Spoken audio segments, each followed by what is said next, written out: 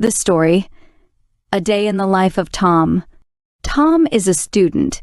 He is 8 years old. Every day, Tom follows a simple routine. In the morning, Tom wakes up at 7:15 a.m.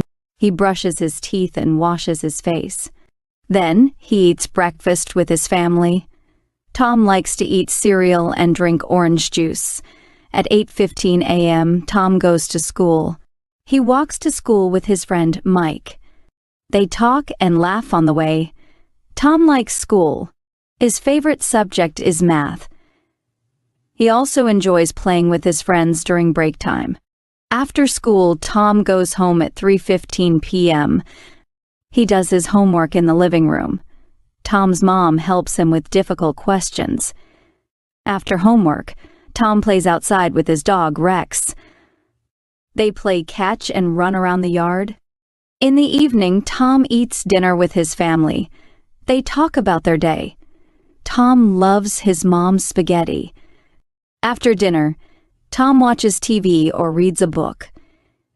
At 8:30 p.m., it is time for bed. Tom brushes his teeth again and puts on his pajamas. His dad reads him a bedtime story. Tom feels happy and sleepy.